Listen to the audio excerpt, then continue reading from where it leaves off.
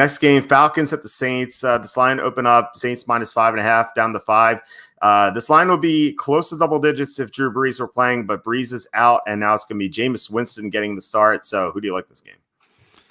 I like the Falcons a pretty good bit in this one. I just think this is a good time to fade the Saints. And I know Jameis Winston is coming into the game, and Jameis Winston at any point can just decide, all right, I'm going to throw 5 interceptions in this game and we're going to be fine. But I'm thinking that with Sean Payton's coaching, maybe we'll have cleaned that up a little bit, or maybe they'll play it safe and kind of do a little bit of what Teddy Bridgewater did when he came in to lead the Saints last year and just focus on making safe throws, get it into the hands of the playmakers, and they'll move it down the field. So I think the game plan will be a strong one for Winston. They're not just going to let him uncork it the whole way down the field. But I still think that he could make a lot of mistakes. And I think the Falcons defense in particular is playing a lot better than people realize right now. Since Raheem Morris, I keep calling him Raheem Mostert, it's a real problem. Since he's taken over as the Falcons head coach, they're, I think, 3-1, and they've just been much better on defense.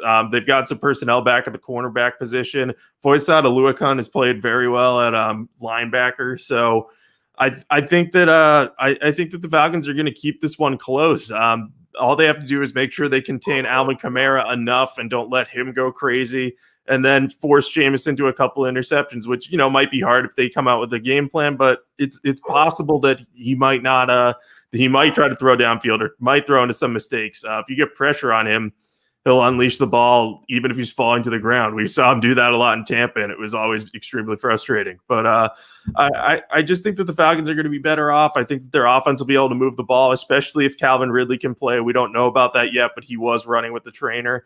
And the Falcons are pretty well rested. The Saints might have like a little bit of an emotional letdown after they lost Brees, kind of beat the 49ers still, but now they're getting this division rivalry. But are they going to be amped up for it? And the Falcons definitely will be, and they always play well against the Saints. So I'm going to be on the Falcons here. Yeah, these games are always close, or unless one team is like really banged up. And I think you pointing out that the Falcons are 3-1 with Raheem Morris, like they'd be 4-0 if it wasn't for that goal line mishap by Todd Gurley. But I think it's just more than Morris. The Falcons have gotten a lot healthier recently. Like Julio Jones missed 3 games. I'm counting the Packer game where he played like a quarter and a half. So he missed 3 games where they went 0-3. So if you take those 3 games out, they'd be 3-3 right now, with one of the losses being that Detroit game, another loss being that the Dallas game where they blew a huge lead. And so the only other loss was against Seattle in week 1. Seattle was back then was one of the best teams in the NFL. So, this Falcon team, I think, is a lot better than most people think they are.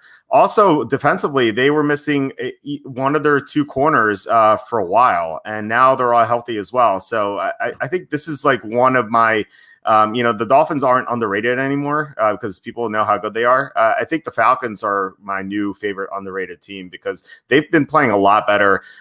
They're still a little weak against the pass, and their pass rush isn't great, but they're really good against the run, and they could put up points because Julio's healthy, and then Calvin Ridley might be back, and Matt Ryan's still playing extremely well. The offensive line for Atlanta is outstanding.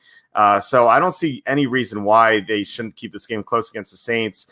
And then you have Jameis Winston, who, like, does Jameis Winston deserve to be favored by 5 points against a competent team? Like, I really don't think so. So I look back to see how he does as a favorite of more than 4 points in his career.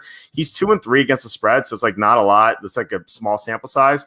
But the 2 wins against the spread he's had, one was against Mike Glennon, and the other was against David Blau. So I like my chances with Matt Ryan getting 5 points here.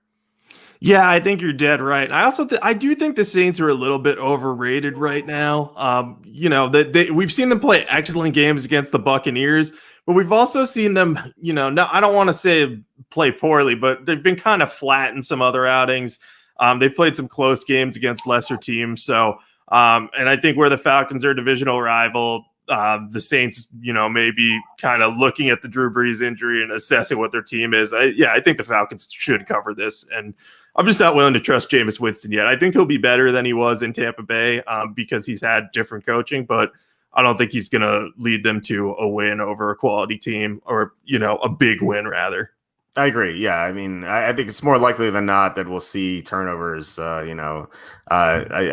feel like I feel like with a lot of good coaching, it could be good eventually, but it hasn't even been a full season yet. So I think people shouldn't be expecting too much from Winston. So we're 3-3, 3 for 3 in agreements.